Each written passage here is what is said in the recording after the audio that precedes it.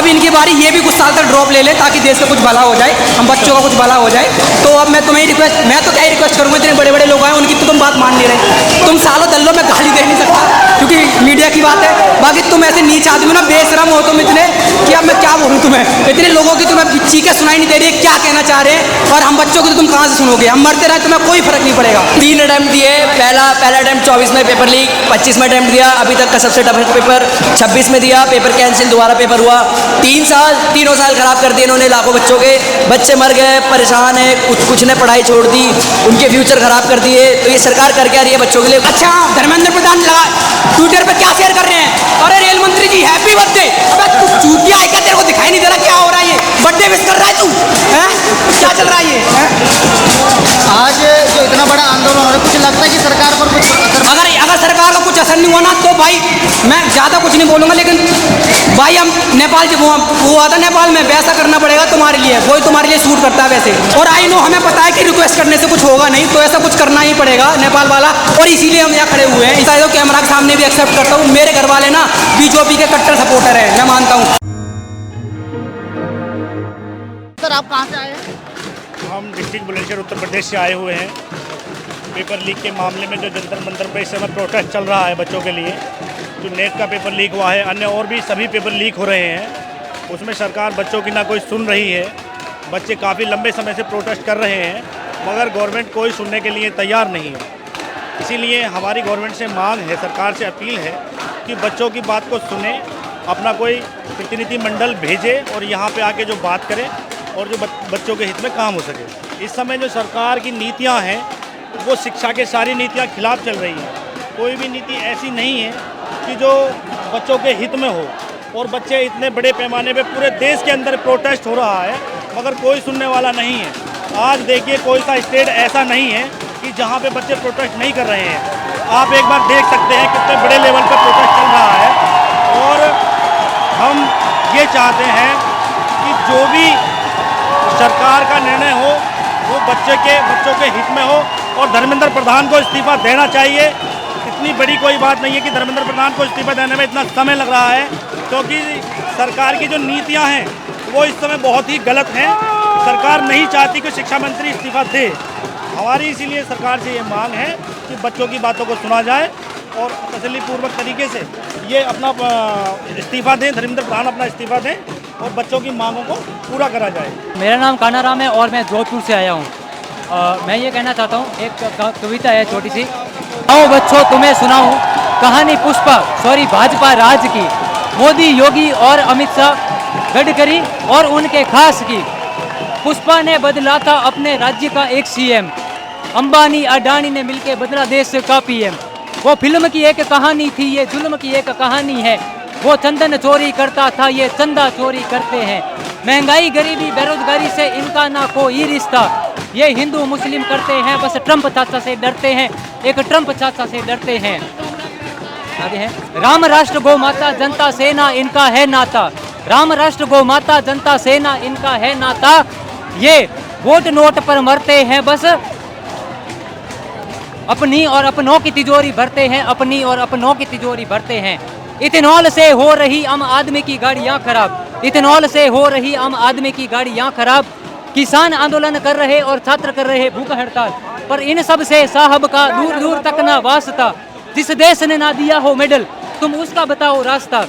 ये मेंढक की तरह कूद पड़ेंगे उस देश की सीमा में, फिर 4 चांद लगा आएंगे गोदी मीडिया के विश्व गुरु की गरिमा में, गोदी मीडिया के विश्व गुरु की गरिमा में।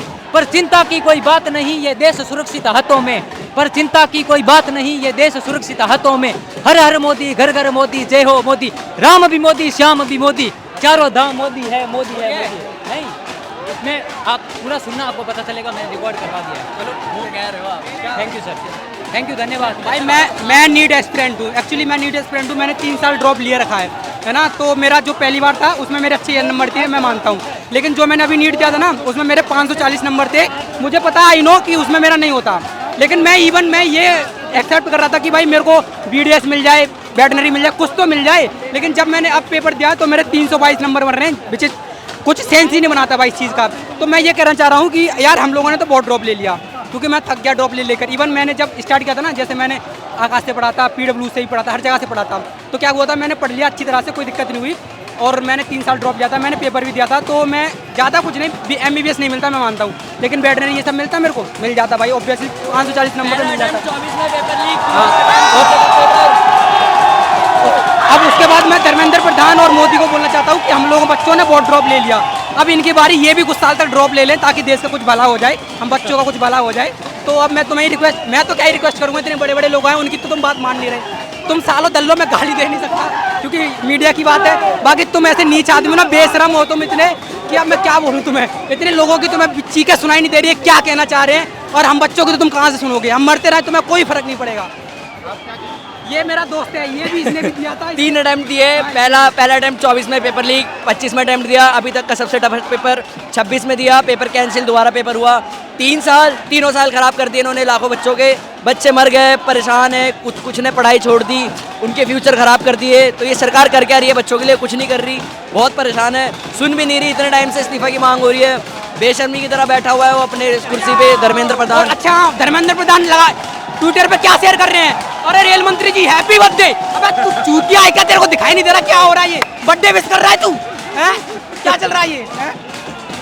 आज जो इतना बड़ा आंदोलन हो रहा है, कुछ लगता है कि सरकार पर कुछ असर, अगर सरकार का कुछ असर नहीं हुआ ना तो भाई मैं ज़्यादा कुछ नहीं बोलूँगा, लेकिन भाई हम नेपाल जब वो आता नेपाल में वैसा करना पड़ेगा तुम्हारे लिए, वही तुम्हारे लिए सूट करता है वैसे, बाकी कुछ तुम्हें सूट बूट भी नहीं करता भाई, क्योंकि बहुत टाइम से आंदोलन हो रहा है, अभी तक तो सुना नहीं सरकार ने, रिक्वेस्ट करने से बिल्कुल चुप है, मौन है, बिल्कुल सुन नहीं रही हमारी, तो फिर कम चांसेस है, बट हम ट्राई कर रहे हैं, हम अपना बेस्ट ट्राई करते रहेंगे जब तक। और आई नो हमें पता है कि रिक्वेस्ट करने से कुछ होगा नहीं, तो ऐसा कुछ करना ही पड़ेगा नेपाल वाला, और इसीलिए हम यहाँ खड़े हुए हैं, इसीलिए आए हैं।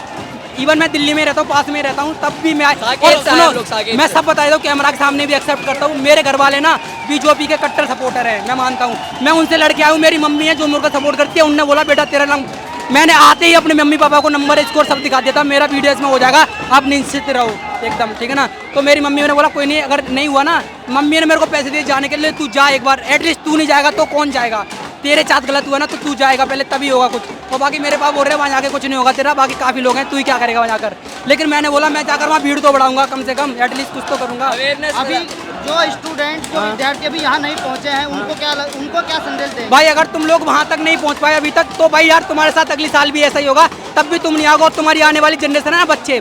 अच्छा ठीक है, एक बंदे ने सवाल किया था, बंदे पूछ रहे थे कि भाई तू नीट का स्टूडेंट नहीं है, तू इधर क्यों आ रहा है, तो मैंने किसी का इंटरव्यू सुना था, उससे मैं बता रहा हूँ तुम्हें, तो उनने बोला था एक अच्छी बात बोली थी, उनने बोला था अगर हम ये सब एक बंदे ने उन्होंने कहा नीट का वो पूछा था फुल फॉर्म बताओ आप, तो उस बंदे ने बोला था अच्छा नीट का फुल फॉर्म बताना है, उसे नहीं पता थी, तो उसने बोला कि तुम फिर क्यों आए हो जब तुम्हें नीट की स्पेलिंग वो फुल फॉर्म नहीं पता, तो उस बंदे ने जवाब दिया अच्छा मैं यहाँ क्यों आऊँ, अगर हमारे वो गांधी जी और भगत सिंह ये सोचने लगते कि उसका आज़ादी की स्पेलिंग बताओ, तो क्या आज़ादी अपन को मिल जाती, नहीं मिलती भाई।